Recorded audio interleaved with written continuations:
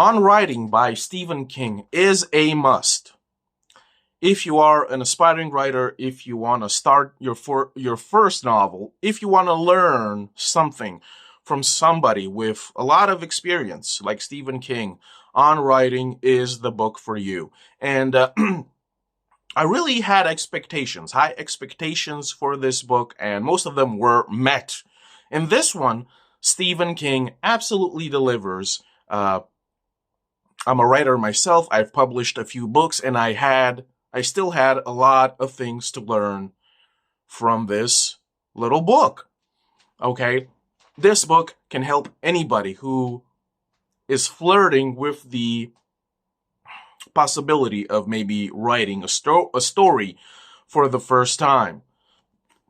In the beginning, the first chapter, we have a bit of a autobiography of Stephen King, where he grew up, all the conditions, etc., etc., all of his failures. Because if you didn't know, even somebody like Stephen King, who sold like 500 million books, even he got rejections after rejections after rejections. Okay, so the odds of you just having success right off the bat is an impossibility in most cases, but there are exceptions. But here is the thing, that we have certain rules. There are certain rules to writing that apparently are sacrosanct, that are sacred, right? Even in this book, Stephen King mentions, watch out for adverbs, etc., etc., and he gives a lot of examples of good writing versus bad writing. He gives examples from other famous works. He gives examples from his work, and he actually makes up stuff to to beat you over the head with the fact that to reveal to you what actual good writing is. And listen, of course, perhaps using adverbs is not the best way to tackle a story, a narrative.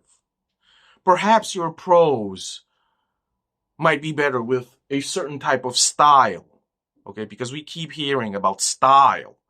But after writing and publishing for about 10 years, after writing a decent amount of books myself, here is what I have discovered. And this is just my theory or opinion on the matter, right?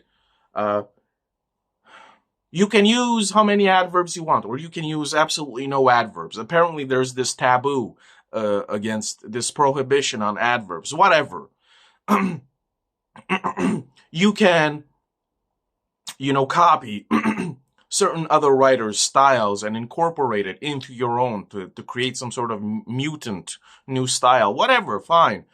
But I have discovered this when it comes to just writing. Just you have to put the story down on paper how you want to, in your own way, in your own style, using whatever feels best. Because if you try to change your style to fit what is popular nowadays, if you want to copy or if you want to be inspired by certain people's style that are successful, your story will not be the same. Something will be lost in translation from your brain onto the paper. Something will disappear. This is what I have discovered. Okay, and listen, you can try this and try that. It's fine. You have to experiment. But if you want to use adverbs in like every sentence, in every paragraph, whatever, do it. Listen, this is silly. I understand why certain authors hate adverbs and why certain people want everything to be minimalistic, and even in this book, Stephen King talks about, especially when it comes to dialogue, it should be concise, it should be minimalistic, and it shouldn't contain adverbs of any kind. And I'm just like, that's debatable.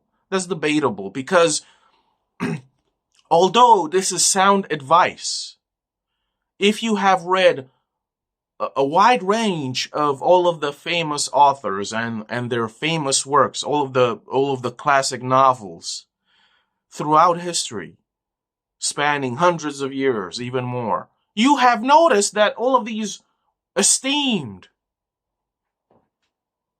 top-tier authors, all of them, or most of them, used adverbs like crazy. Their descriptions were not minimalistic at all. Their paragraphs were like 10 pages long, continuously. Some of them, okay, and they still had success. The reading public still loved their work. Their dialogues were just sometimes like paragraphs long, pages long, without interruption, and people still ate it up. So what I'm trying to say is that it all comes down to the personal subjective taste of each individual reader. Some readers will absolutely love what you produce, others will not. Some people just love adverbs. Some people do not. Some readers love crazy descriptions that go on for pages. Others are rolling their eyes, right? Some people just love simple dialogue that is just like machine gun fire, just like boom, boom, boom. We're done here. Hello, how are you? I'm done. I'm going away. See you later. They love that shit. Others want characters to just talk it out. Some readers just love characters yapping all day long. So there is no real holy commandments when it comes to writing. Okay, all of this is subjective. Okay, I personally love, for example, when dialogue is extremely detailed with adverbs. I want to understand precisely what that character is feeling and what that character is doing with emphasis right there. I want somebody to be extremely mad. If somebody is extremely mad, I want emphasis on it. I want to understand what his or her tone is. I want everything. I want every detail. Whereas somebody else, like Stephen King, may prefer, Johnny was angry, he left. Whereas I would prefer Job was insanely aggressive and his tone was bombastically demonic, and he shut the door dramatically and he just leaped out and roared like crazy. I like that shit. But others want extremely minimalistic stuff. It all depends, right? So I would suggest, and I would say that this is the only golden rule. Write what you love to read. This is extremely key. Write what you love to read, right? If you love reading minimalistic literature without no detail, without no nothing, without no fluff of any kind, then that's the stuff you should write. On the other hand, if you just love these gigantic tomes with descriptions that last for 20 pages and whose dialogue just goes crazy with detail and adverbs, then that's what you should write. If you go against your natural preference, what you will create is something hollow because your love will not be in the text. And this is very important. And of course, I would say that there is only one golden rule when it comes to improving your writing skills. And Stephen King mentions it in his book on writing. Folks, if you are an aspiring writer, the only way for you to level up is to write a lot and to read constantly. And I would suggest that this is even more important. Yes, it is important for you to read, to write fairly often, but it is even more important for you to read like crazy. You have to be a voracious eater, a voracious reader. You have to, and you have to be eclectic. What you read has to be eclectic. You can't just read romance novels and expect to be good at, I don't know, crime or whatever, right? You have to read everything. And I would suggest, and and I think Stephen King mentions it here as well, you have to read even the bad stuff. Because if you read the bad stuff, especially these bad novels that are acclaimed for some reason, these bad novels who are popular, if you read this stuff that's bad, you will understand what not to do. Bad novels are just as important as good novels. You have to read everything to understand what true quality is. Okay? Writing constantly is fine, right? Find your own routine, but reading is a must. If you want to excel, if you want to improve upon your writing, you have to read a lot. And listen, I would suggest a book a week is perfect. A book a week is just nice. It's just good. If you can read 2 books a week, that's just crazy. I like that. I can't do it. But it is the best way. There is no other way, you know. You have to read everything. All of the classics, all of even the ancient works of ancient Greece and what have you. All of this stuff. You have to read it to understand. And by reading a lot, you also understand what has been done to death, what has been beaten like a dead horse, so you don't have to repeat what has already been done. Okay? And and listen, there is this piece of advice that Stephen King offers here, which is that you just have to write every day. And you've heard this. If you are an aspiring writer, you have heard this time and time again. And that's fine. If it helps you, that's great. But to me, I have found that writing every day is just not for me. And it's all about, personal preference here. But I have this animosity and hostility to prolific writers. One of them being Stephen King, of course, because to me, being prolific is not the way. See, I don't want to read your 100 novels if only like 17 are really good. I don't care about all of the other trash, and if you've read a decent amount of Stephen King, you will absolutely find out, if you're honest, that a lot of Stephen King, let's just say half, at least half of Stephen King's work is a bit mid. Okay? So to me, being prolific is not the way.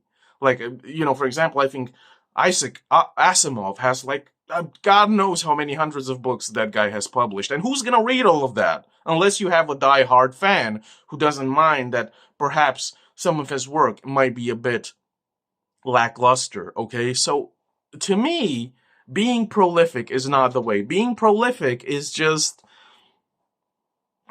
stretching your talent extremely thin, okay? You see, let me tell you, what I strive for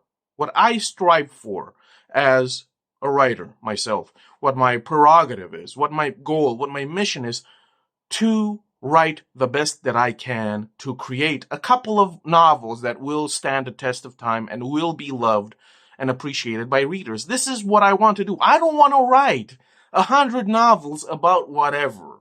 Okay, just, like, for example, like Stephen King does. This guy has pumped out a thick-ass novel almost every year. That to me is not the way.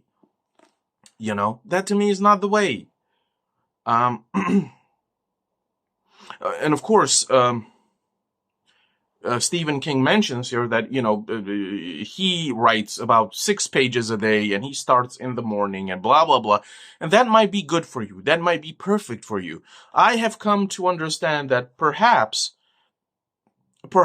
a routine might not be as good as we are led to believe. To me, a routine does not help when it comes to my writing. You can start in the morning and you can write, 5,000 words, and you can tickle your foot and all of this routine. Maybe a routine will help you improve. Fine. But what I have come to understand about myself and my craft is that a routine is not, it's counterproductive when it comes to me. See, this is my simple method when it comes to my writing. I write, folks. I don't write every day, and I don't write in the morning, and I don't have a limit of pages, right? I write when I feel like writing. I write when I'm in a certain mood. I write when something just happens, when I feel, yep, it's time. It's that time. That's when I write. I don't write every day, especially when I'm not feeling 100%, because it shows. It shows in your writing. When you're not completely into it, let me tell you, your reader will notice immediately that you were not 100% in it. And here is another problem with being prolific and just writing every day, because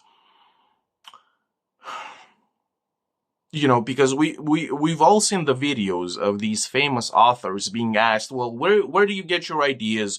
Where do you get your inspiration? Listen, in my humble opinion, you shouldn't just put down on paper every goddamn idea that comes to mind. You shouldn't do that. Like a situation. Somebody is locked in a bathroom. Let's write a novel about it. You should really meditate on it, ponder it, think about it. Is this something that really needs to be written about? Because obviously, Stephen King, this is how he operates. This is how he gets his so-called inspiration. He just thinks about situations. Somebody has a pebble in their shoe. Let's write about it. Don't write about every triviality.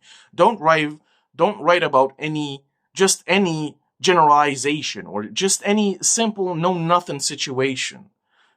A novel should be something special. A novel grips a reader because it's special, because it's just intense, because it's out of the ordinary, because it's rare, eccentric, exotic. I don't want to read about somebody just being on the toilet or having back pain or paying taxes.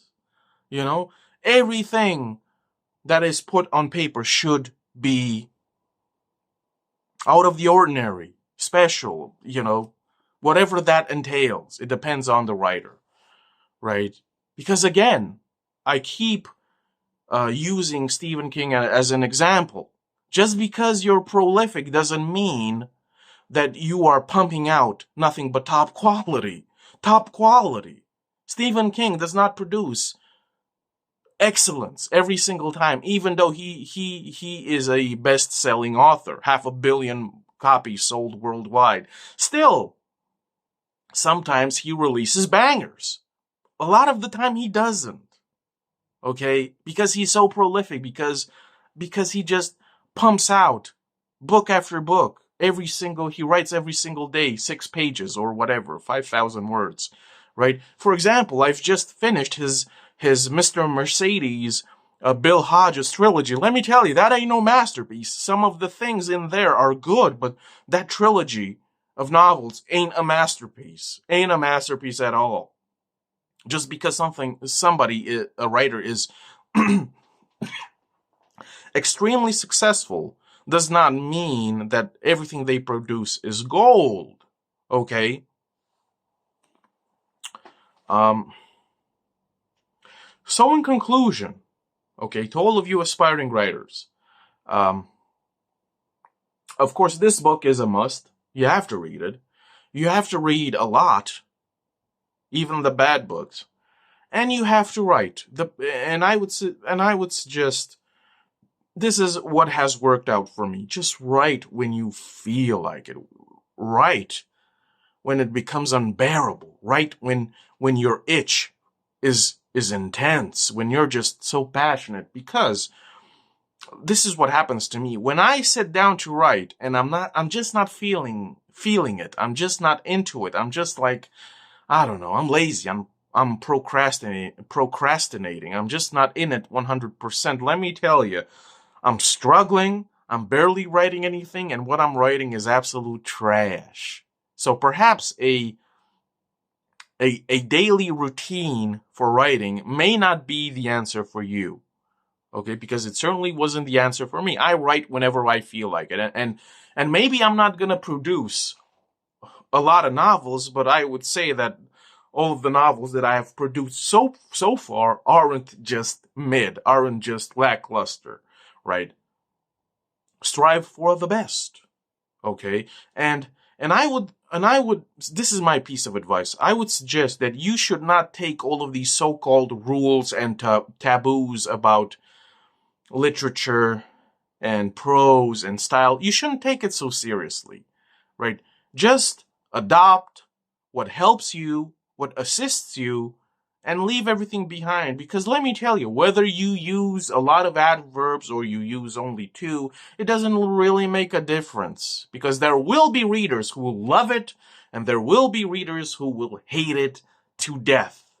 Okay? It isn't a golden rule set in stone. Everything about style, being minimalistic, simple basic descriptions, or being crazy detailed. It isn't set in stone. It isn't a prohibition. Okay, do whatever feels right.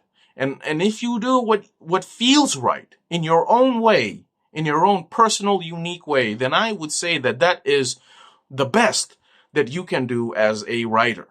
You will produce exactly what you set out to create. And if you are enslaved to all of these so-called rules that aren't really rules, your work will suffer irreparable changes, and your work will not be your own anymore, because you want to satisfy these people, and you want to please those people, and you want to belong to a club, and you want to be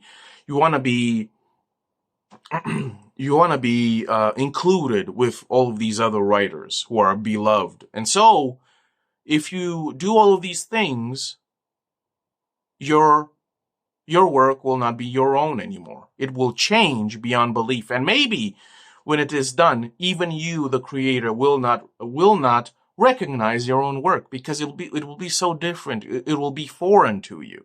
Write how you want, how you feel, whenever you feel like it, however you want. And let's see what will be there at the end. And I would suggest this is the best advice when it comes to writing, right? Because when I started more than 10 years ago, of course, I checked out all of the videos and all of the documentaries and all of the videos about advice, and some of it helped, but most of it didn't. You know what you need? What you need to improve your writing is you need experience. You need to just sit down when you feel like it and just create whatever, write about whatever. Doesn't matter. Write about what your passion is. If you're not passionate about horror, don't write horror. If you're not passionate about thrillers, don't write about thrillers. If you want to write about existential nightmares, write about that. If that is your passion, write about what you know. Okay? Don't try to write sci-fi, even though you have absolutely no idea about anything and you've never read anything sci-fi. Okay? So in conclusion, Stephen King's on writing is a must, because there are exceptional pieces of advice here. Some of it is a bit overboard, especially the thing with adverbs and being minimalistic and stuff. Whatever, but this book should be read, because it is valuable. There are things that anyone can learn, okay? This book is not a waste of time, right? And of course, what this book also provides is a bit of motivation, because if you didn't know, I think it was in 2000 or in 2001, Stephen King got run over by a van, and he was in terrible shape, and he suffered a lot, and he thought that he would never write again, right? He was in an extremely dark place, depressed. He just didn't want to write anymore, and yet he continued on, right? And whether you think his skill diminished, that's up to you. But he continued on writing. Okay, so if anything, this book on writing can provide some sort of motivation for you if you are procrastinating yourself. This guy got run over. He was in terrible shape, and he recovered and he continued on writing. Okay, so this is pretty much it. On Writing is a valuable book for anyone who has aspirations of becoming an author. Okay, but that's about it. If you enjoy this content, if you want to support your boy, I got a few books on Amazon. The link will be down below. If the link does not work, you can search my name, Griffith Samsara. Thanks for watching. Keep on reading good books. See ya.